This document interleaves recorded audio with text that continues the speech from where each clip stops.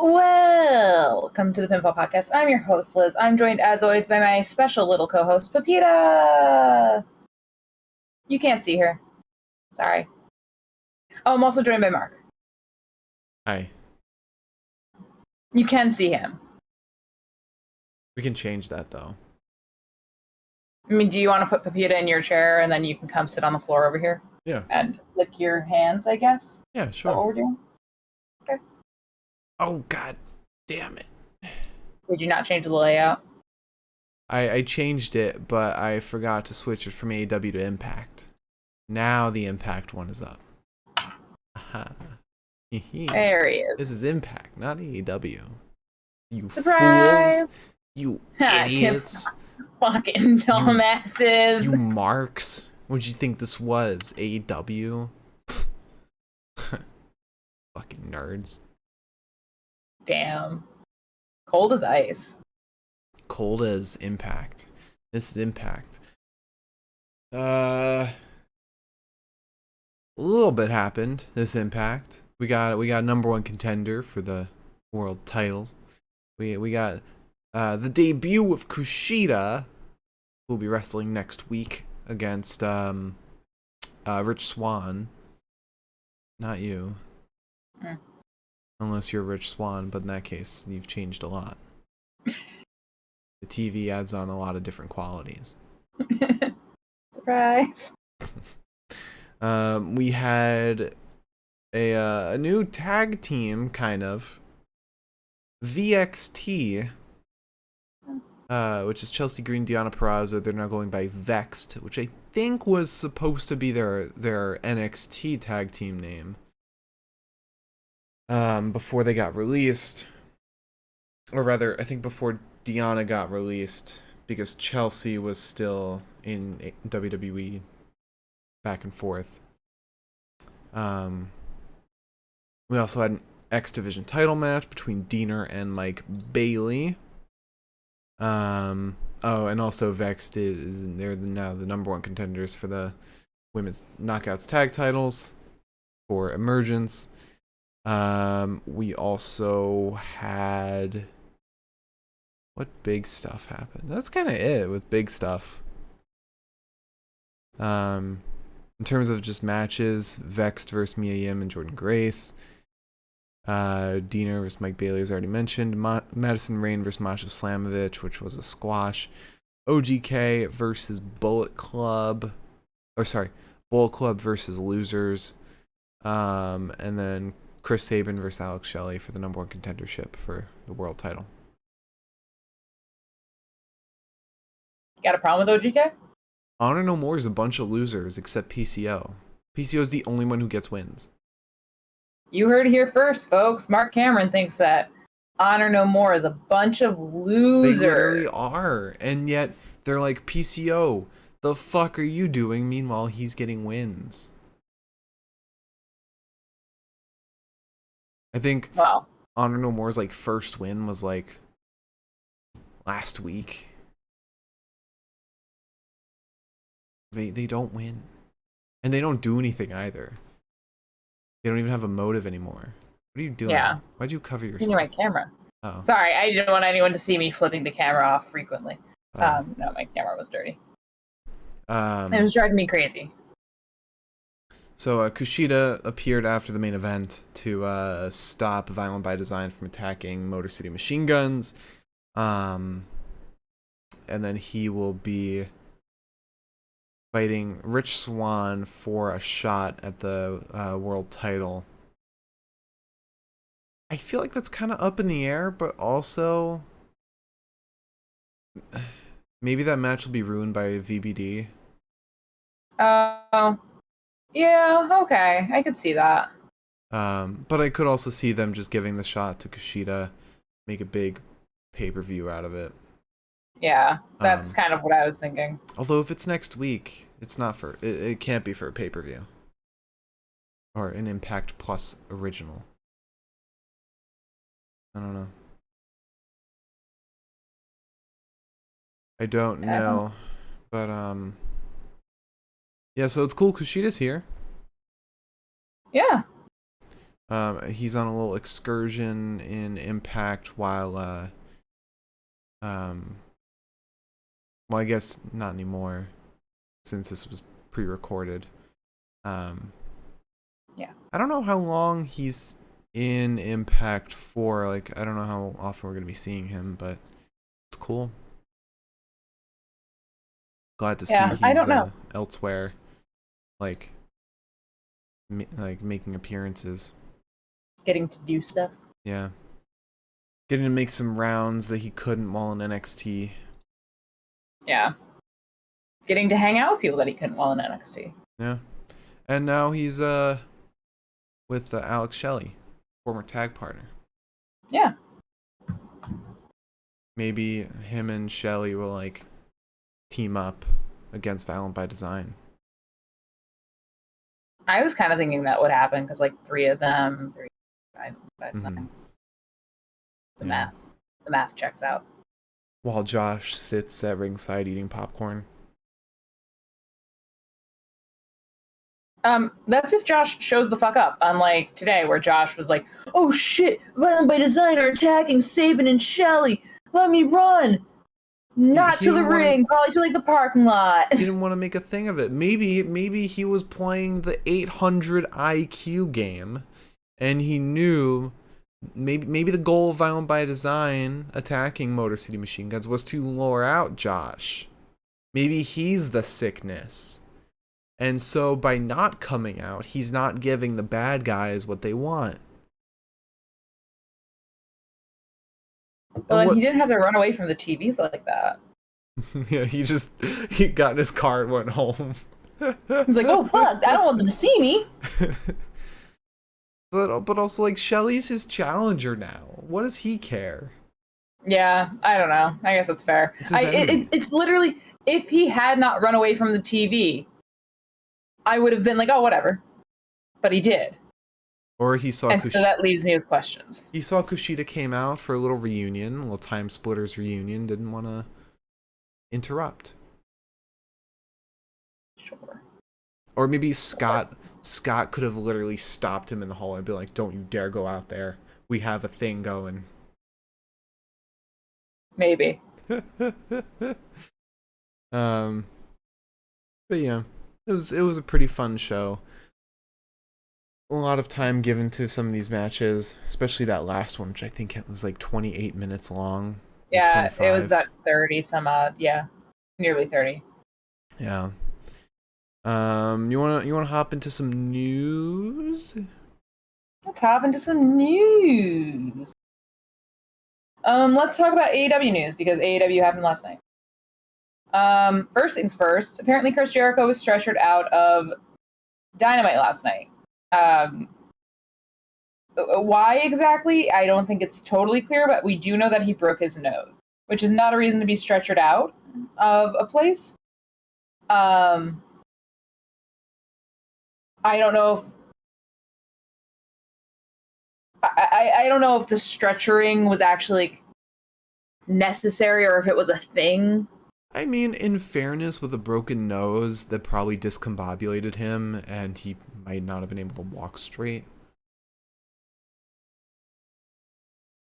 It's possible. Might have also been the reason why the whole ending was like messy. I think the point. Okay, let's try this again. I think the reason why I think it's not like a real thing is because AEW posted a video of him getting stretchered out. But they also did that for Jungle Boy. And he was legit injured. Was he? Yeah. With what? I think it was like no, it wasn't a concussion. New details on his injury.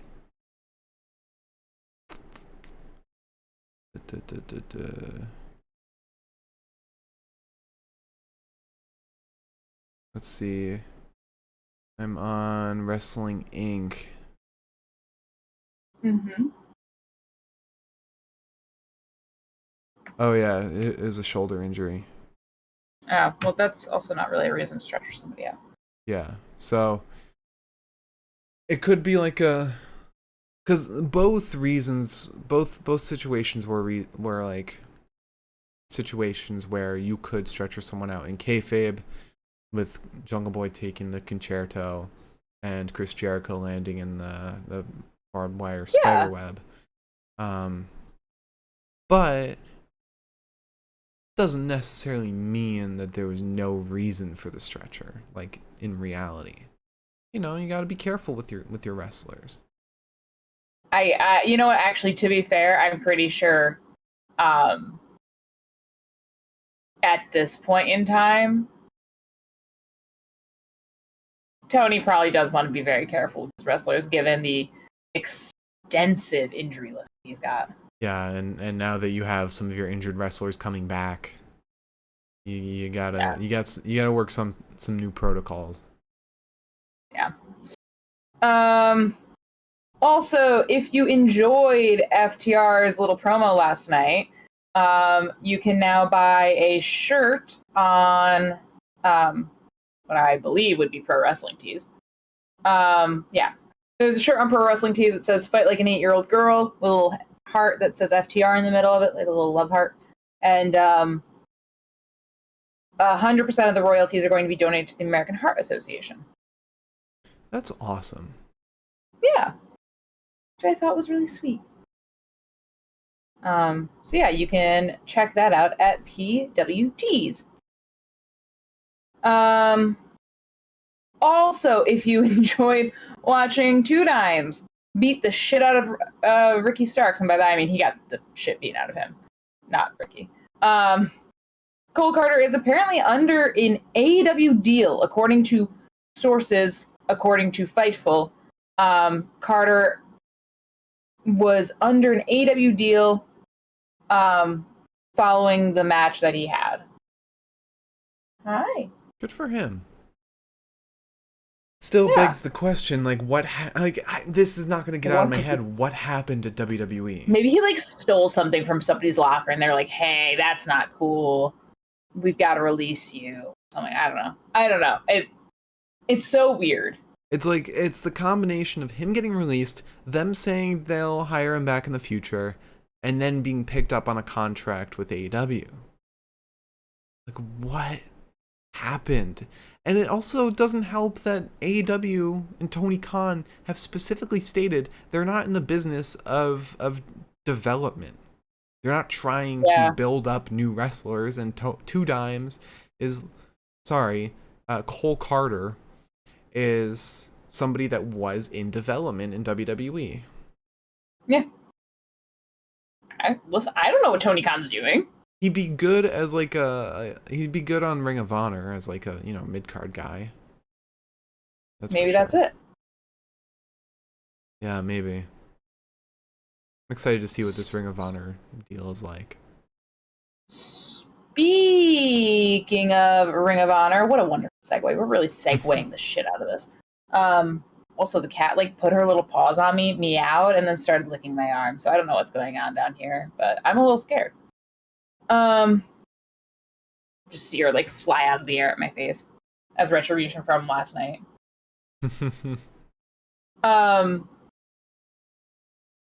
Apparently the Briscoes have officially signed with Ring of Honor ahead of their Death Before Dishonor match against the aforementioned FTR. Yeah. Not really shocking, considering we haven't seen them in... They kind of got written off of Impact with that whole injury thing with Honor No More. And I feel like we all figured that if Ring of Honor came back, the Briscoes would be right there. Yeah. I mean, they are kind of synonymous with Ring of Honor, honestly. Yeah. Honestly. But the question is, will they win those titles from FTR? Yeah, that's a question. Wouldn't be so shocked if they did. That way FTR could focus on maybe going more international or interpromotional.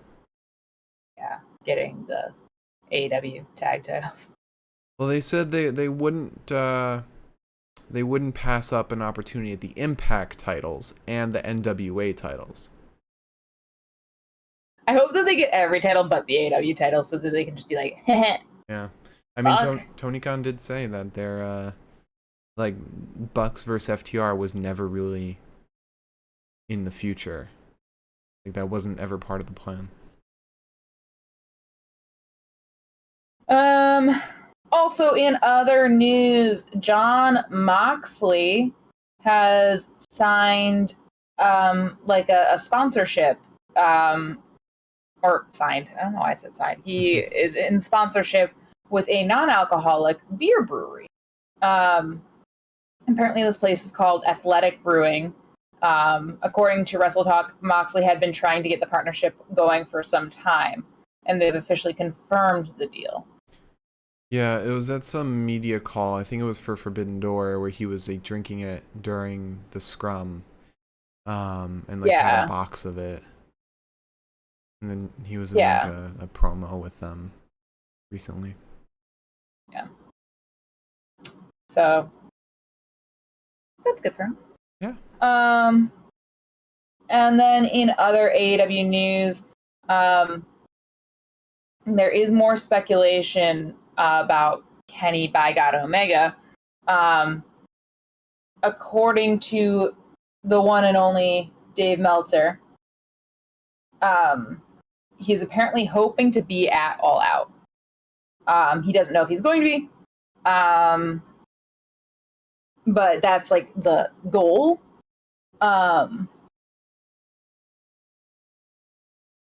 Apparently that's also the target goal for Punk to return.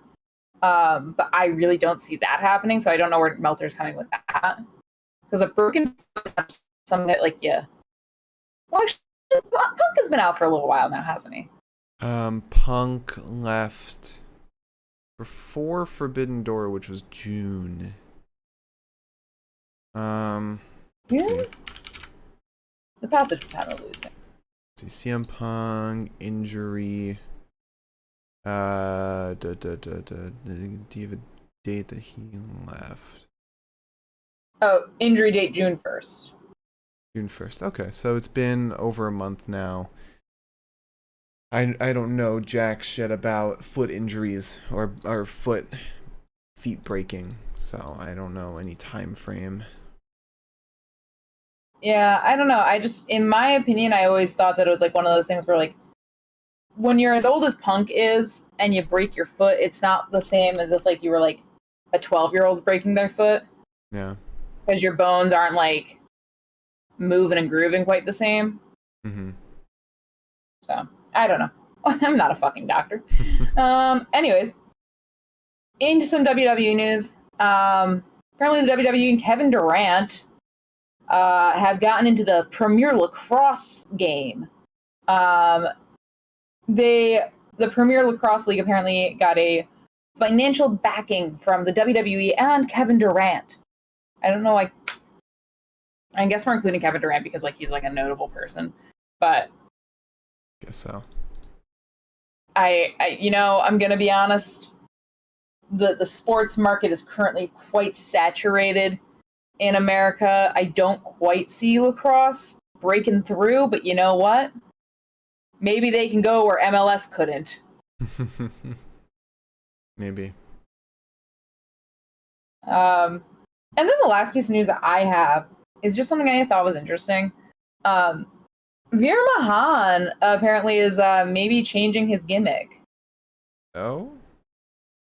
Yeah, so the way it started, the way the speculation started was apparently we do not watch Raw, so that's why we don't know that this is happening. We also don't follow Vera McMahon on Twitter, I don't think so. That's also why we don't know why this is happening.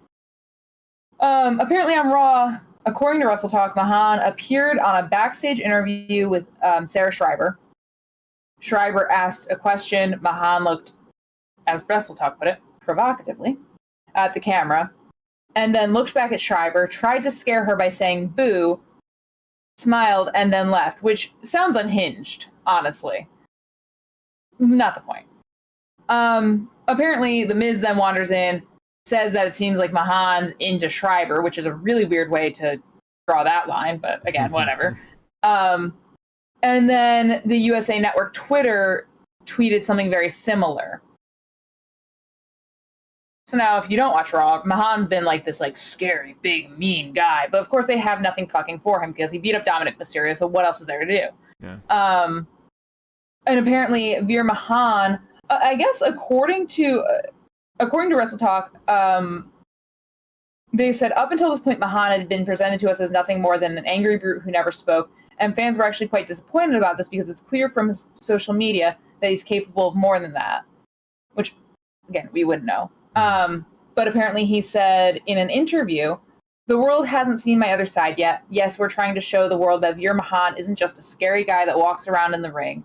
We're trying to show our audience that Veer Mahan is not just a beast and an angry man. He has other sides. That's why the world has got to tune in more to see what's going to happen next. And honestly, if they turn him into like a sweetheart, I'm going to be fucking so over the moon. Yeah, make him three-dimensional. Make him, talk. Maybe we're seeing this other side of him because they want to bring Sangha up to the main roster and reunite Indus Sher. Sangha was never in Indus Sher, I don't. What? He wasn't? I thought he was the other half. I'm almost positive that Rinku Singh... Oh, wait, Rinku Singh is Veer Mahan, I believe. Saurav Gurjar is not in... Yeah, no, Sangha is Saurav Gurjar. Is he? Yes, I'm on his cage match right now. Oh my god. Oh. Yeah. That would be so fun then! Oh my god! Yeah. I guess... I don't know, maybe it's because Sangha has his hair pulled back and Saurav used to have his hair down. Mm-hmm. That maybe that's why I never put two and two together, but like... He looks very different from when he was Saurav. Yeah, he's no longer managed by Malcolm Bivens, so... Listen, I'm glad that they're both kind of starting to see the light again, because they were not good as Indus Sher. Yeah. Like, they were, one, dangerous as fuck. Like, there was that one move that they had that, like, almost brained somebody, I think. And two, they just had no personality. So, like, I'm glad that, like, maybe they're starting to get to have character and, Especially with Sangha, who's they're not these... showing his dimensions. Yeah, and they're not just, like, these scary, unapproachable men. Brutes. I got a little piece of news for you. So apparently, we haven't seen Buddy Matthews in a little while. No. Apparently, according to Dave Meltzer, he went home to Australia for a tour, but he will be returning soon. Oh. I kind of forgot about him. No details on when we'll be seeing him again, but just soon. Okay. Because people were worried about him being injured, but he was appearing at indie shows, so clearly he wasn't injured. Okay. It's good to see that he's not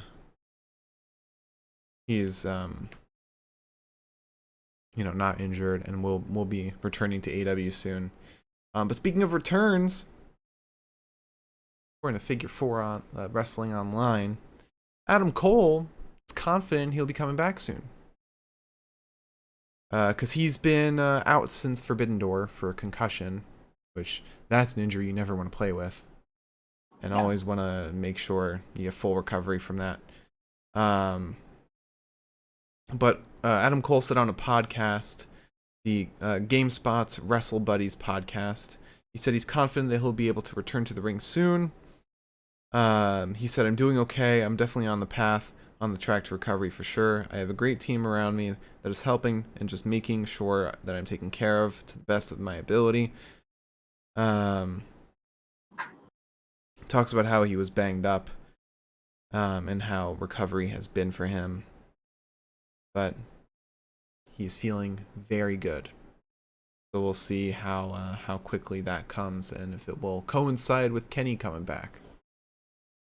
Mm-hmm. Hopefully it does. And we got Bobby Fish back.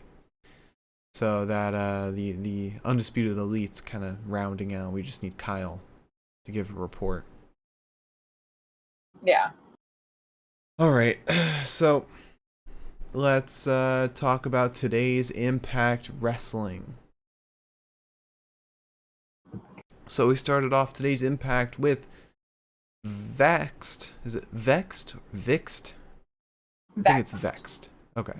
Yeah, it's the same as like the word vexed. Gotcha.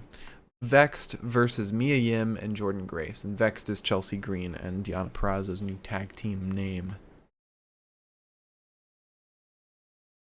Yes. So we start with Deonna and Jordan. We get a wrist lock on Jordan, which Jordan turns into a head scissors submission on Deonna. Deonna gets free. We get some chops to the chest of Deonna and a slam and an arm drag. Jordan goes to splash Deonna in the corner, but Deonna avoids it. Jordan is nearly sent into the buckles, but she slows herself down, avoids hitting them, gets a back elbow to Deonna instead. Mia gets in, Chelsea gets in. Mia gets rid of Deonna, arm drags Chelsea back and forth. We get a big boot across the face of Deonna once Deonna is, I guess, I don't remember how that happened. I don't remember how she ended up with a big boot across the face, but you know what? That's fine. Jordan ends up getting back in. She lifts and slams Chelsea. Deonna, however, distracts as Mia tags in. So this way, the referee doesn't see that Mia is tagged in. And when he sees Mia in the ring doing her shit, he's like, hey, whoa, whoa, whoa, whoa. Not you, her. Gets Jordan back in. Deonna then pulls Jordan off of the apron once Mia actually successfully tags in. She pulls Jordan off the apron. Chelsea tries to take advantage of this on Mia, but fails. We get a curb stomp into the buckles to Jordan once Jordan's back in. Chelsea and Deonna go to simultaneously suplex Jordan. Jordan, however, turns it around, suplexes both of them instead. Mia gets back in. She takes on both of Vex. Vex then go to simultaneously suplex Mia because they realize it didn't work with Jordan, so why not try with her? But Jordan catches Mia. And then both Chelsea and Deonna are sent to ringside. Jordan and Mia dive out onto them. Back in the ring, we get a flatliner to Mia from Deonna. Chelsea gets in. Mia starts fighting back. Jordan ends up coming in. She's not legal. She gets a spinebuster to Deonna. Chelsea dumps Jordan. Mia dropkicks Chelsea. Deonna breaks the cover. It's one of those, like, everybody gets a turn things, which I fucking hate. Fucking hate that. We then get a jawbreaker to Mia. Mia then pulls both of Vex into each other, kind of like pump style. Like pulling two ends of a rope. Then she hits a double stunner to both of them. However, Mia goes to tag out because Mia's fucking tired. And Mia realizes Jordan is not there. Jordan is gone. Mia then gets flipped inside out by both of Vex, and Deonna gets the pin to win. Yeah. Very interesting that they had Mia Yim take the pin in this. But then again, based on what happens later on, it makes sense. So then we have a promo from Honor No More. Matt Taven says, "Tell us what's missing here. Still, Honor No More has no title shots." Mike Bennett said, "This is so typical of Impact. The writing is all on the wall." Kenny King says, "They're playing games. We've played and beat your games. Next we'll beat is you, Heath. If you catch another member of Honor No More, no more Christmas for your kids." Damn. Yeah. Vincent said, "I was attacked from behind. Isn't that what bad guys do? Congratulations, you hurt me." But then Eddie Edwards chimes in and says, "Where was PCO when you got attacked? When Heath was attacking Vincent, where was PCO? Mistakes cannot and will not be tolerated anymore. Failure is no longer an option here." Okay. You didn't watch the match then, hopefully. But then Maria Canella says, "Which is why tonight there can't be failure and no excuses and no honor." Maria was there actually during the match, so maybe she's gonna fire her husband and Taven. Maybe. Then we get Diener versus Mike Bailey for the X Division Championship.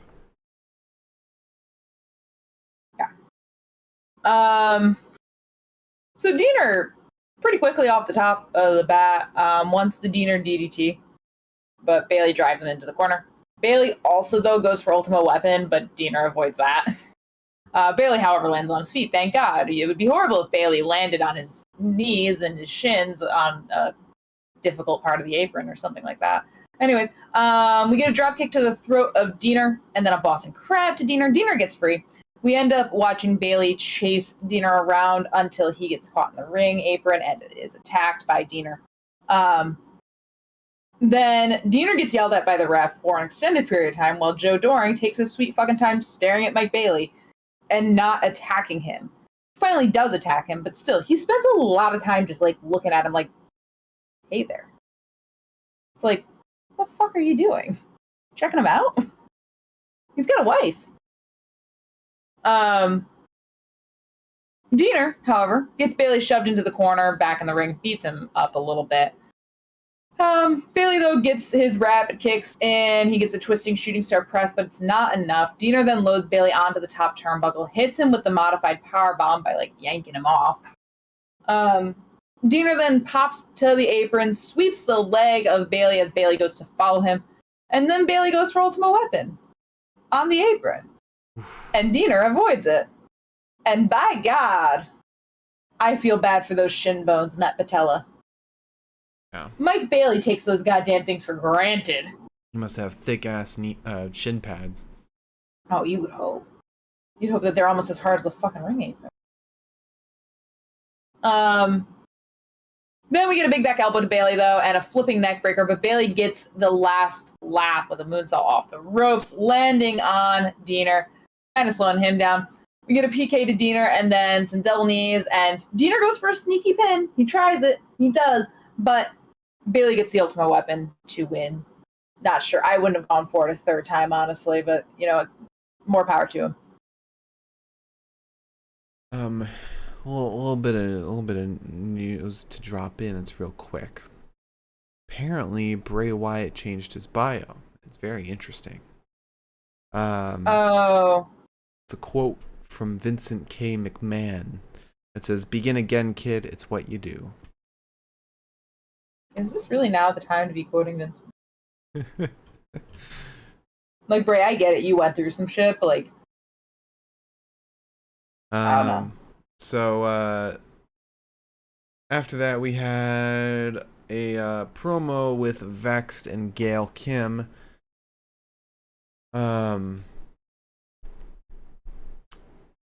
What is it? Chelsea says Deanna pinned Mia Yim, and I believe Mia will have a title match.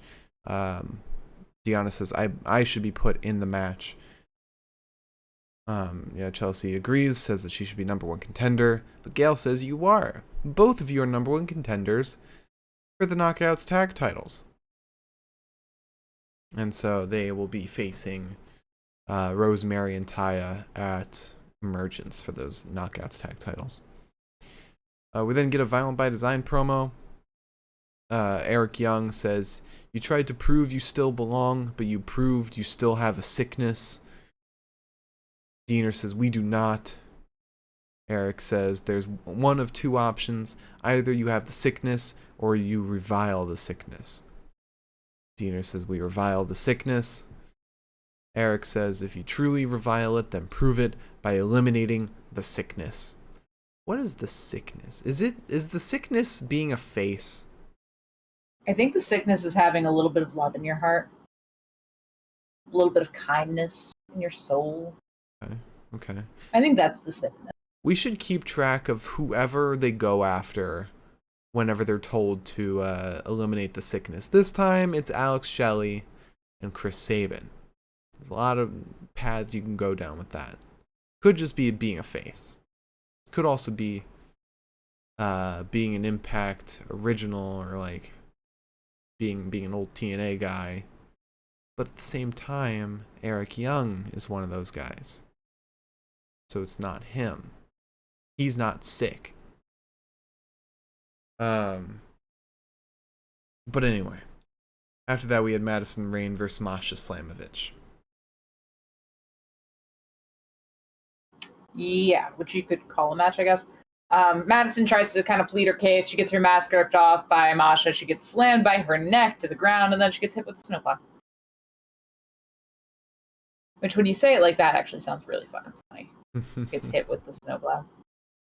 It was 1 minute and 11 seconds. Nice. But then Masha pulls out an envelope and hands it to Giselle Shaw. And just like the others, it's a picture of her with an X on it. Then we get a promo from Brian Myers in front of some students, looks like.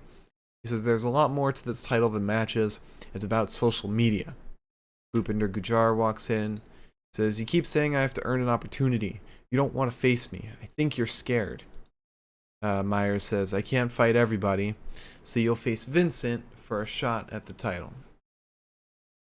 You got another Killer Kelly vignette. I didn't like this one so much as the others. This felt a little corny. The others were cool. It did. No, yeah, you're right. Like this one, like a guy showed up and was like sitting next to her and she wasn't paying attention to him, or like she was like just lounging. I think she was on her phone or something. Or she was like staring off into the distance. I don't know. It seemed weird. She was like, you ever think someone's watching you? It's me. Something like that. Yeah. She said like, I'm watching or something. Yeah. But she will be debuting next week, or returning next week. So we got the debut of Kushida, and we've got the return of Killer Kelly, all in the same week, which is awesome. That's pretty sick. Yeah. After that, we had the real result of No More Failures, OGK versus Bullet Club, which is Chris Bay and Ace Austin. Yeah. We start with Taven and Ace. Taven is mad that Ace is wearing purple, so he spends a little bit of time just freaking out about that. Until Ace kicks him in the stomach. Taven gets Ace into a chin lock. We get a kick to Taven's spine from Ace and a big leg drop. We then get a drop kick to Ace that results in some vamping, and then Ace takes Taven off of his feet. Chris and Bennett get in. They exchange some chops. Bay Hurricane Rana's Bennett and then gets a flying head scissors off the ropes to him. Ace then gets in. They both try to take on Taven, who's fighting hard. Only for Ace to kick him square in the nose region. Takes Mike Bennett off the apron. We get this funky Hurricane Rana because Mike Bennett goes to ringside. Ace Austin is through the ropes, but he gets Mike Bennett in between his legs, and Hurricane Rana's him from there. It was weird. We then get a hard kick to the side of the head of Taven. Bennett hits Ace with a rolling elbow while the ref checks on Matt Taven, though, who actually looks a little fucked up. So I was like, oh, is he actually is he broken? Or is he just broken? Mike Bennett then gets in, further making me wonder if Matt Taven was injured or not. We get a forearm to the face of Ace from Mike and a purple thunderbomb from the recently refreshed Matt Taven to Ace. Mike, however, can't get the pin. We get some boots to the chest of Taven, and then Ace dodges Mike, sending him into the buckles. Bay then gets in. He's taking on both of OGK. We get a double DDT to Bennett, and then to Bennett and Matt from Chris. And then Bay lifts Mike, hits him with the neck breaker, starts falling apart, as often happens with Honor No More and Bullet Club, or, any tag match ever in wrestling. Anyways, everyone is wrestling, everyone, and the ref does fuck all about it. The ref's just standing there. He's like, hey, you get out. Hey, you get out. Anyways, I was like, you're not doing your job. We then get a super kick and a brainbuster to Bay from Mike, and a failed Aurora Borealis to Bay from Taven. If you don't know what an Aurora Borealis is, or you didn't watch the fucking episode, and you maybe don't remember, it's just Matt Taven flying off of a buckle. And he just flies face first into the fucking mat. It's just a frog splash, I think, really. Anyways, we get a DDT to Mike. Maria Kanellis interferes because she sees that this is all going downhill.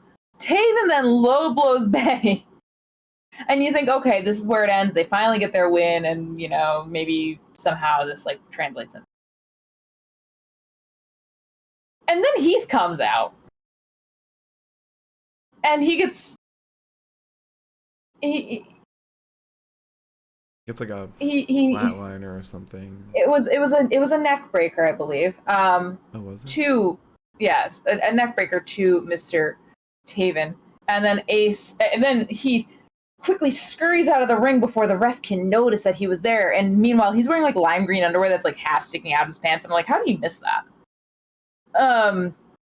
But then Ace gets the fold to win the match, and so on and so forth. What did you expect? Yeah.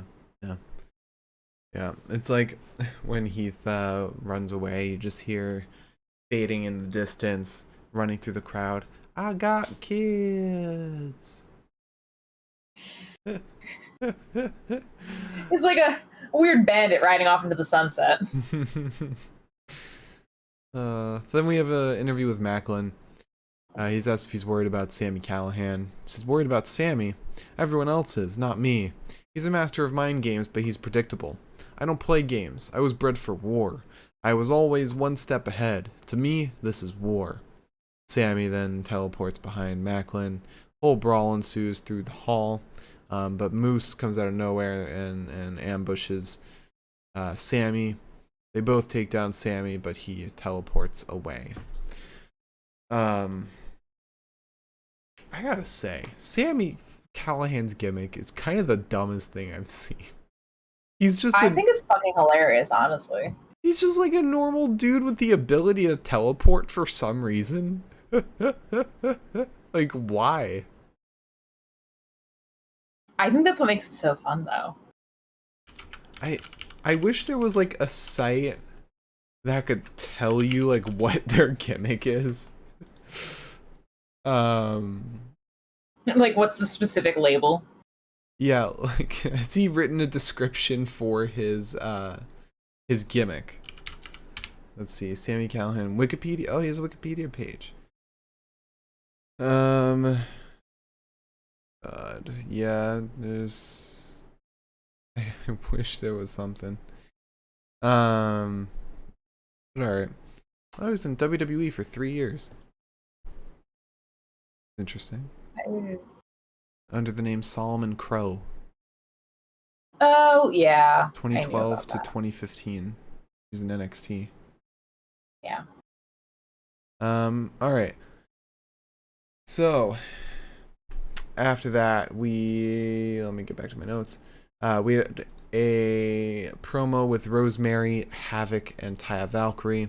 Rosemary's trying to get Havoc to put her face mask back on.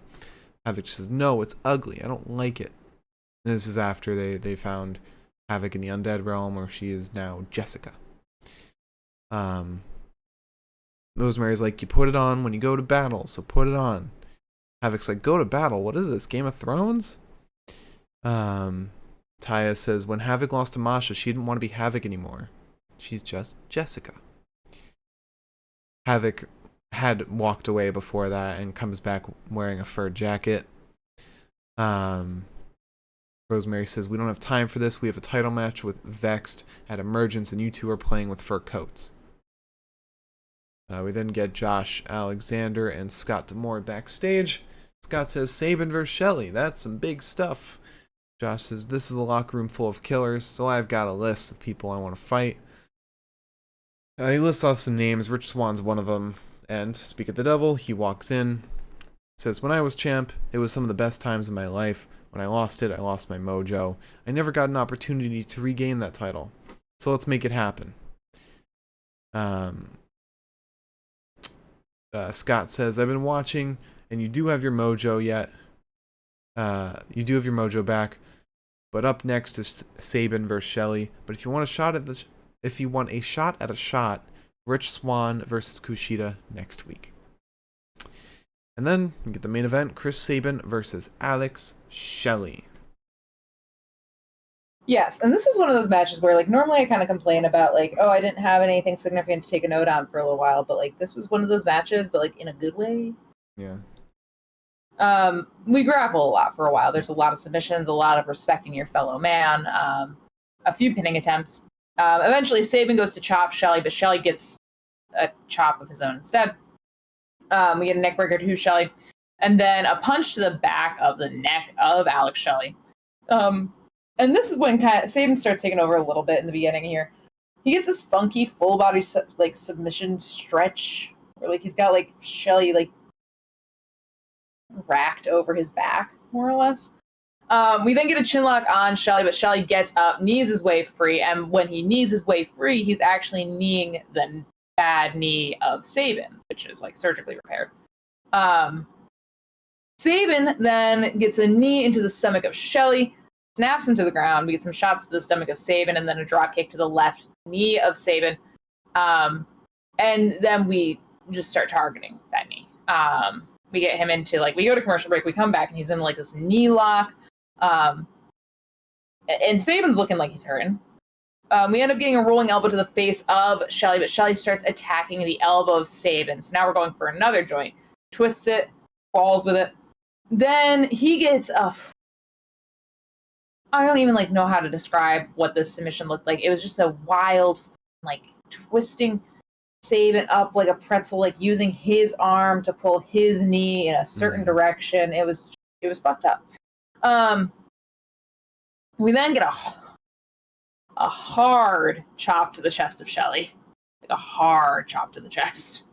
And this is when it starts getting fun, because this is when it starts getting mean.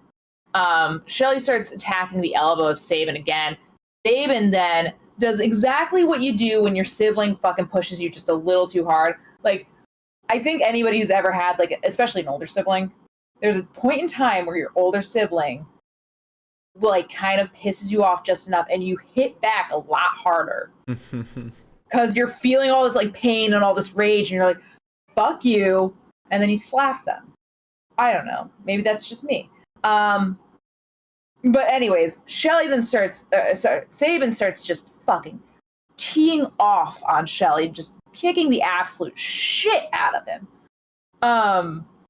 We get a flying crossbody Shelley. Shelley ends up getting free. He gets kicked in the jaw and then hit with a tornado DDT.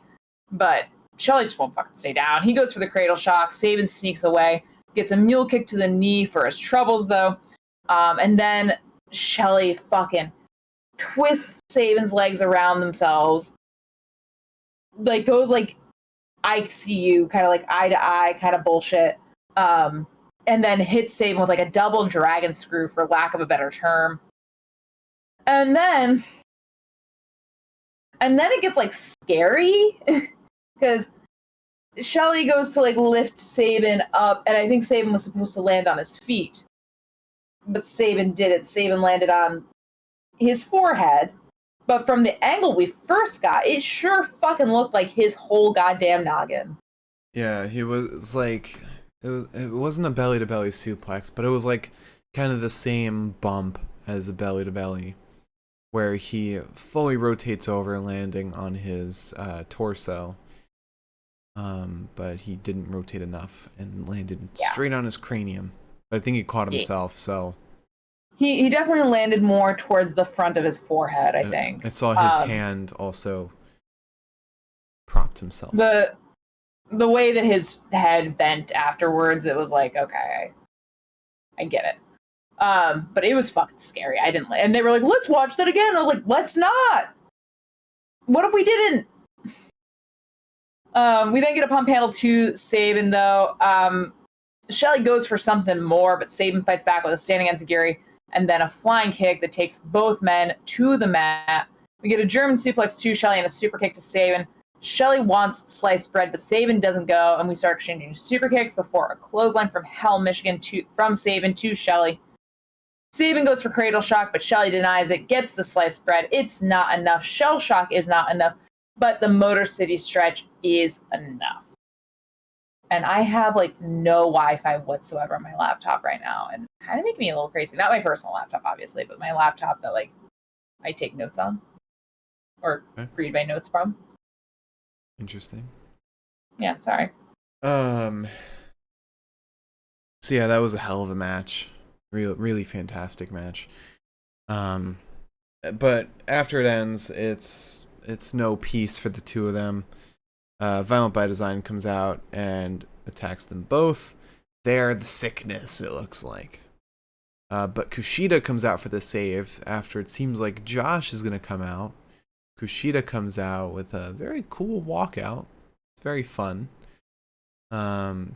Lays out both Diener and Doring. Stands tall alongside Motor City Machine Guns. So next week is going to be him versus Rich Swann. The week after that will probably be Kushida and Motor City Machine Guns versus Violent by Design. Yeah. Where where either Chris Sabin or Diener will eat the pin.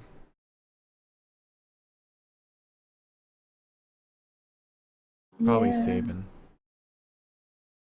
But yeah, fun Impact, pretty enjoyable.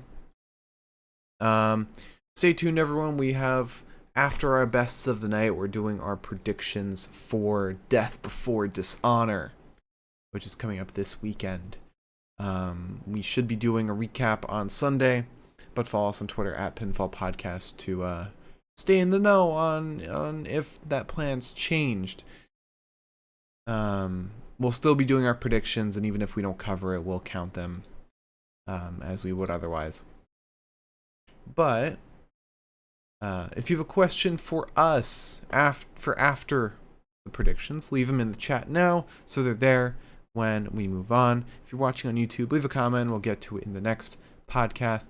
If you're listening on Spotify, join us at twitch.tv/Pinfall Podcast to chat with us live.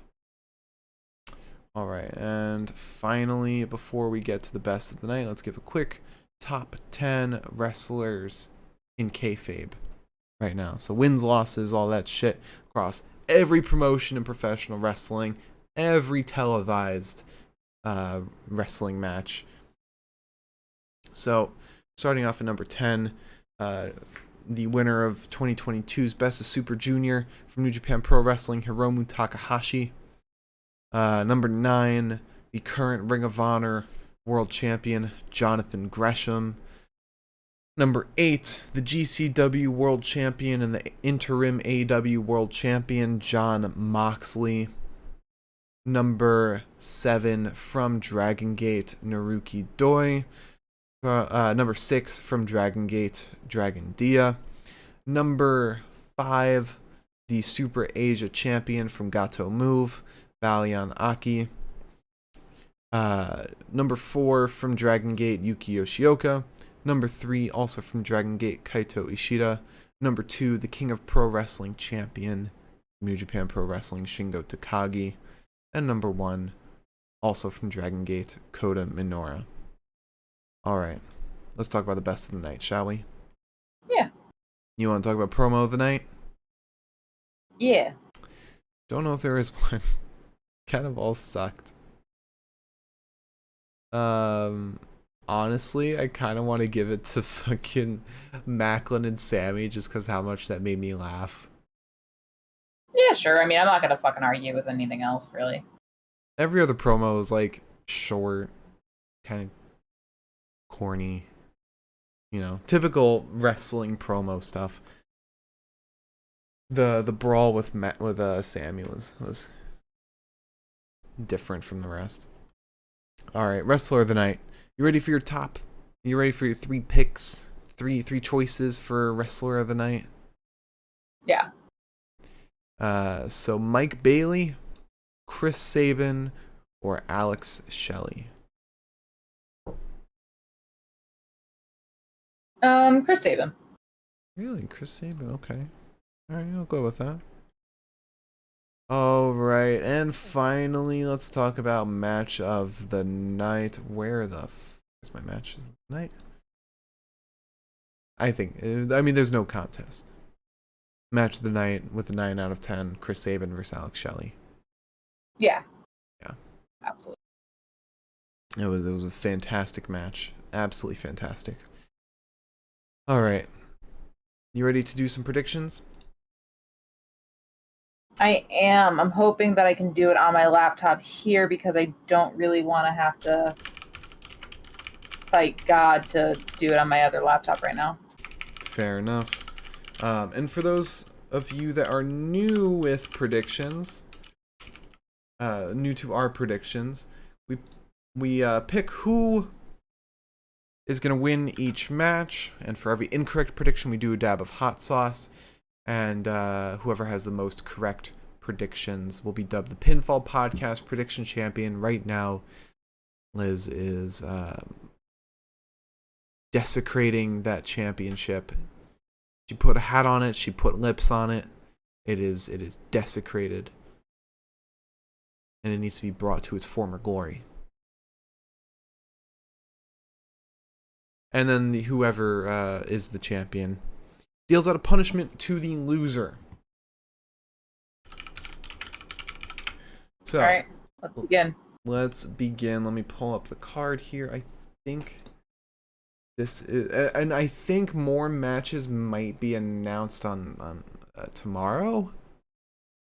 Well, we can go those, Yeah, we're gonna do what we always do, which is if more come in, we'll place a prediction for it off camera. Yeah. All right. So first match of the night, Allison Kay versus Willow Nightingale. This is the pre-show. I'm going with Willow. I'm going with Willow as well. All right. So next up, we have on the main card for the six-man tag team titles, the Righteous versus Dalton Castle and the Boys. It's a hard one. Yeah. I really don't know. I'm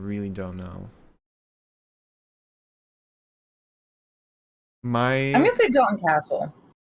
I am too, and here's why. I'm using an educated guess to kind of, because Vincent is as far as we know signed with Impact. Impact doesn't really disclose when people are signed and when they're released so much.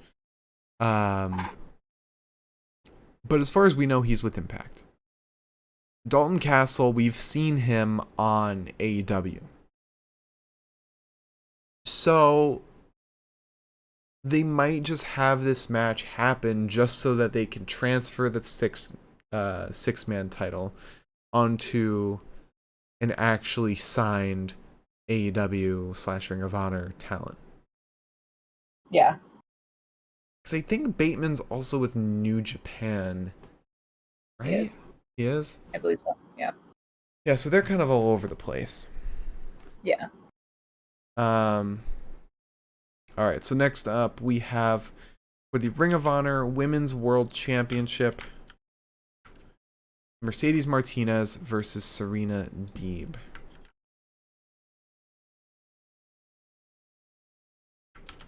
God.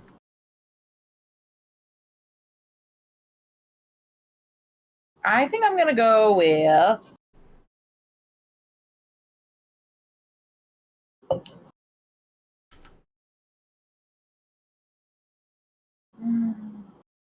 I don't know. What are you going with? I'm going with Mercedes Martinez. I don't know why, but I just don't feel so confident in Serena Deeb winning. Especially since Ring of Honor seems like they're developmental, kind of. Pseudo-developmental. And I don't think they'd want Serena Deeb, who's a veteran, to be the champion of that. Well, I'm going with Serena Deeb. Oh, okay. Alright. So up next we have FTR versus the Briscoe brothers for the Ring of Honor Tag Team Championships. Who do you got? I've got FTR. I got the Briscoes. Okay. I think FTR is kind of too on the move. They're too active. to be champions of Ring of Honor, especially if they're trying to get them more, get Ring of Honor more like become a regular show. Plus, the match is a 2 out of 3 falls, which is considered the Briscoes specialty. Okay. Alright, so after that, we've got, in a Pure Wrestling Rules match for the Ring of Honor Pure Championship, Wheeler Yuta versus Daniel Garcia.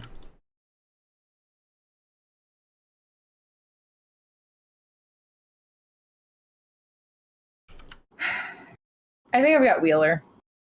You got Wheeler.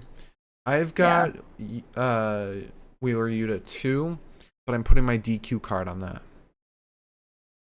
Oh, okay. I wasn't going to put DQ cards down, but okay. Doesn't hurt. We can. Okay. Yeah, I don't know. I feel like... I don't know what my reasoning is, but at least with the DQ, I feel like we might see some Pure Wrestling rules be broken by Jericho Appreciation Society. Oh, that's possible. Alright, so next we have Samoa Joe versus Jay Lethal for the Ring of Honor television title. I'm going with Jay Lethal. I'm going with Jay Lethal too. I feel like our reasoning's the same. Samoa Joe's got a lot going on with, television and extracurricular stuff. They might just want that title off of him. Yeah. Alright, and finally, the last match on the card as of right now, Jonathan Gresham versus Claudio Castagnoli. I'm going with Grush. You're going with Gresham. I'm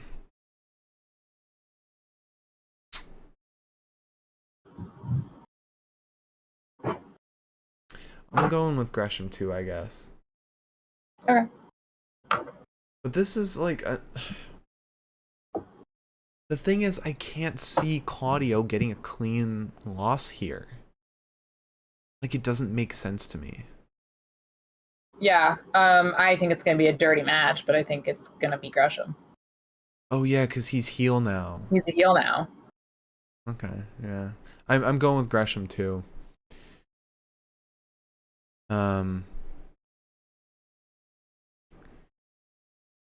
Not super confident, but at the same time, I could absolutely not see Claudio with that title. Instead of a DQ card, can I play a low blow card? I mean, isn't that a DQ card? Well, I didn't know if like DQ meant like it ends in DQ. Yeah. Or no contest. Yeah. In that case, I'm going with that for my DQ card, because like I think that Gresham's going to play dirty. Yeah, that's definitely a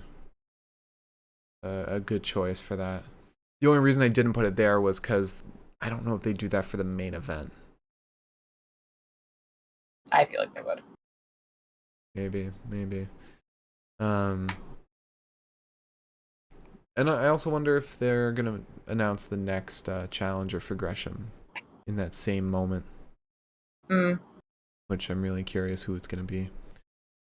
But yeah, that's our predictions. Tune in on Sunday to know how these all go. But also follow our Twitter at Pinfall Podcast to stay in the know. Because things come up. Things come up as they have previously. So we might not be able to do the show. However, as of right now, we will be. But follow us on Twitter to stay in the know if anything comes up at all. Yeah. All right. Liz, would you like to close out the show? I would. If you tuned in tonight, thank you so much. And if you tune in the future, thank you so much.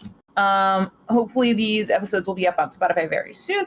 If I can get my shit together. Haha. Just kidding. Mark hasn't uploaded the last night's episode to YouTube. Anyways, not the point. Please tune in. I forgot. I realized. I didn't even realize I forgot. It's funny. I had like some time while we were watching stuff before wrestling, and I was like, I'm gonna do the fucking AEW episode right now so it doesn't pile up on me. And I was like, I guess I won't. Anyways, please tune in. Ideally on Sunday, we will probably be here talking probably about Death Before Dishonor. I love you. Yay. Thank you all so much for watching. Follow and subscribe. All of our stuff, YouTube, Twitter, Twitch, Spotify is all Pinfall Podcast. Join us on Sunday, as of right now, for Ring of Honor's Death Before Dishonor. After that, on Tuesday, we'll be doing our 2K22 stream. It's the go home to SummerSlam. And then literally right after that, we have the go home to King of the Ring, which King of the Ring is all set up. It's all good to go. Yeah, nice. So we'll see you on Sunday. But until then, have a great rest of your week and a great start to your weekend. See you Sunday. Bye-bye.